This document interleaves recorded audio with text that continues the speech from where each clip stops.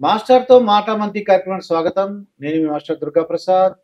ఈరోజు మనతో పాటు ఆదిశేషగిరిరావు గారు ఉన్నారు. సార్ నమస్కారం సార్. నమస్తే.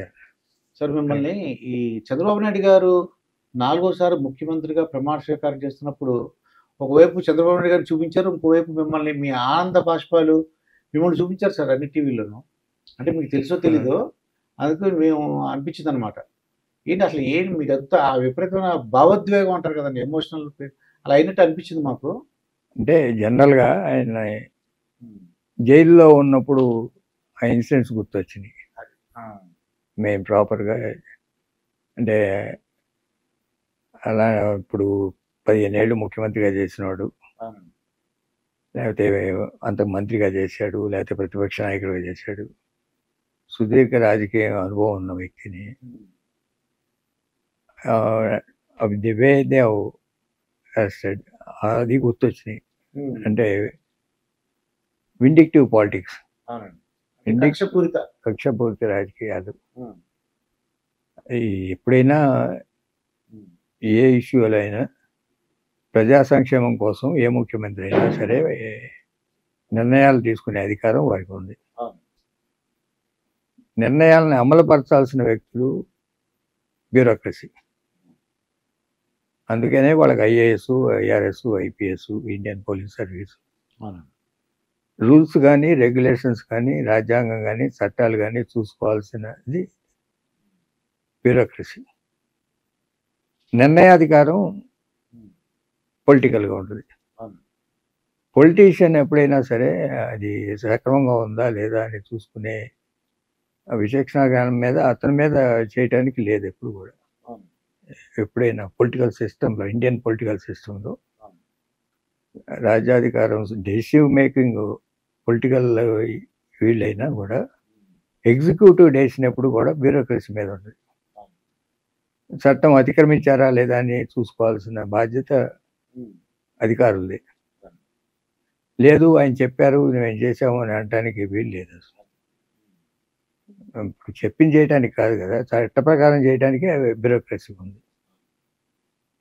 అదే దివే ఇప్పుడు ఆ రోజు నంద్యాల నుంచి మీరు చూసే ఉంటారు ఫుటేజ్, ఇప్పటికైనా వేసుకోండి. హ్మ్. నంద్యాల నుంచి వీళ్ళు అమరావతికి ఎలా తీసుకొచ్చారు, అవునండి. అక్కడి నుంచి రాజమండ్రి ఎలా తీసుకెళ్లారు, ఆ 2 రోజులు కోర్టు చుట్టూ ఎలా తిప్పారు హ్మ్. అనే ఫుటేజ్ చూసుకోండి. రిలీజ్ అయిన తర్వాత రాజమండ్రి నుంచి విజయవాడ వచ్చింది కానీ, విజయవాడ నుంచి హైదరాబాద్ వచ్చింది కానీ ఫుటేజ్ చూసుకోండి, మీకే తెలుస్తుంది. అపూర్వ స్వాగతం అంటారు కదండి! ఆ! మొత్తం ప్రజలందరూ రోడ్డు మీదకి వచ్చారండి. రాజమండ్రి నుంచి వస్తుంటే విజయవాడ. అది ఒకసారి గుర్తొచ్చింది. ఎప్పుడైనా ఒక రాజకీయ నాయకుడు ఎవరైనా సరే హ్మ్. పోయిన తర్వాత అతను మంచితనం గురించి చెప్పుకుంటాడు. మహాత్ముడు అంటారు. ఈవెన్ రాజశేఖర రెడ్డి పోయినాక మహాత్ముడు అన్నాడు, ఉన్నప్పుడు అలా అవును. అతను చేసిన పనులకు. అంతకుముందు రామారావు కానీ, లేకపోతే ఇందిరాగాంధీ కానీ, ఎవరైనా రాజీవ్ గాంధీ కానీ పోయిన తర్వాత వాళ్ళ విలువ తెలిసింది. ఈయన బతికుండగానే ఆయన విలువ తెలిసే భాగ్యం కలిగింది నాకు తెలిసి. కరెక్టే. ఇప్పుడు ఆ రోజున ఇప్పుడు ఇక్కడ గచ్చిబౌలి స్టేడియం అవును. ఆ రోజున ఒక ఈవెంట్ చేశారు. ఆ రోజు వచ్చిన స్పందన హ్మ్. ఇవాళ ముఖ్యమంత్రిగా స్వేరింగ్ చేసి వచ్చినా కూడా, ఆయన పార్టిసిపేట్ చేసినా కూడా రాదు. ఆయన ఎప్పుడో జైల్లో ఉన్నప్పుడు వచ్చిన స్పందన ఇవాళ ముఖ్యమంత్రిగా స్వేరింగ్ చేశాడు. ఇవాళ హైదరాబాద్ వచ్చి ఆయనకి సన్మాన కార్యక్రమం పెట్టండి, ఆ స్పందన రాదు. ఆ స్పందన రాదండి. అప్పుడు ఒక కసి ఉందండి, ఒక బాధ ఉంది ప్రజల్లో. అది ప్రపంచవ్యాప్తంగా వచ్చింది. Not only year. ఆయన ఆ పని చేశాడు, ఆ మంచి పని చేశాడు, ఈ మంచి పని చేశాడు, లేకపోతే ఇక్కడ చదువుకోవడం, అబ్రాడ్ వెళ్ళటం, లేకపోతే హైదరాబాద్ డెవలప్మెంట్. ఆయన అంతకుముందు చేసిన మంచి పనులన్నీ ఒకసారి అందరూ జ్ఞాపకం చేసుకునేది వచ్చింది. ఇక పవన్ కళ్యాణ్ గారి గురించి ఏం చెప్తారు సార్? ఇది ఆయన మామూలుగా అందరూ తెలుసు, మీ అందరూ కూడా మీరు సినిమా ఫీల్డ్లో ఉన్నారు. ఇప్పుడు ఈయన ఒక రాజకీయంగా వచ్చారు. ఈ కూటమి విజయంలో పవన్ కళ్యాణ్ పాత్ర ఏమనిపించిందండి? అది యాడ్ అయింది. ఇప్పుడు పొలిటికల్గా ప్రో జగన్, యాంటీ జగన్ 2 ఓట్లే మొన్న జరిగిన ఎలక్షన్లో. యాంటీ జగన్ అనే ఓటు మొత్తం అది చంద్రబాబు నాయుడు గారికి వెళ్ళింది. ఆయన సపోర్ట్ చేసిన వాళ్ళందరికీ మెజార్టీలు పెరగడానికి అవి ఉపయోగపడినాయి. ఇప్పుడు వచ్చిన మెజార్టీలు. లేకపోతే 10,000 15,000తో గెలిచేవాడు, 50,000 మెజార్టీ. అవి యాడ్ అయినాయి. ఇద్దరు బెనిఫిట్ అయ్యారు కూటమి వల్ల. పవన్ కళ్యాణ్ అతను బెనిఫిట్ అయ్యాడు, ఈయన బెనిఫిట్ అయ్యాడు. ఈయన అందరినీ కలుపుకెళ్ళగలిగే మనస్తత్వం ఉంది కాబట్టి ఇది చేసుకోగలిగాడు.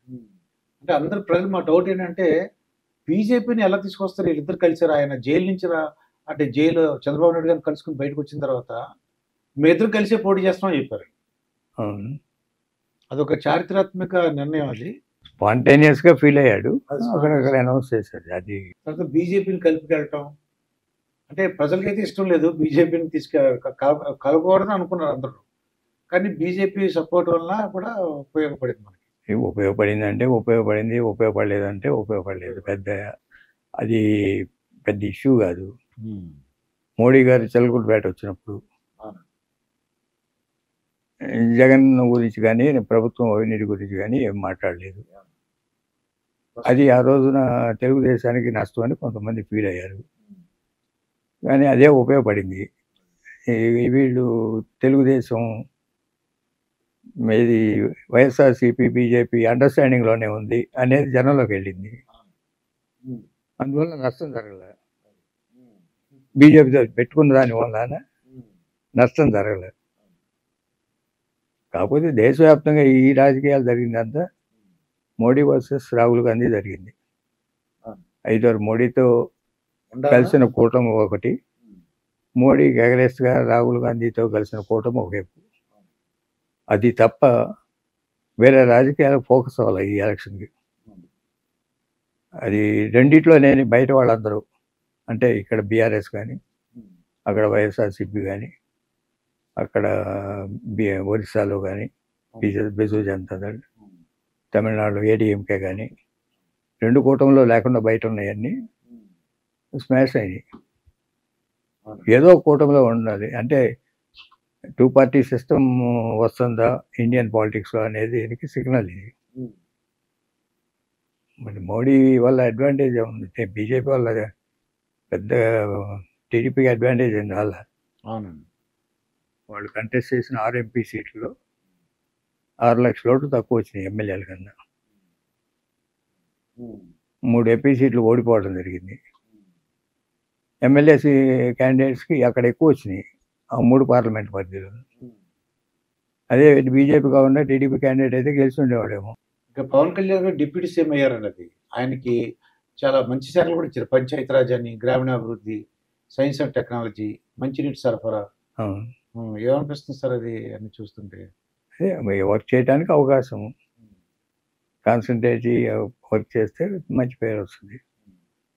అట్లానే సెంట్రల్ ఫండ్స్ తీసుకురావాలి ఆ పర్టికులర్ వాటర్, డ్రింకింగ్ వాటర్ కానీ, లేకపోతే పంచాయతీరాజ్ కానీ, పంచాయతీరాజ్ రోడ్లు కానీ, వీటన్నిటిని డెవలప్ చేయడానికి అవకాశం ఉంది. కాన్సన్ట్రేట్ చేస్తే మంచి పేరు వస్తుంది.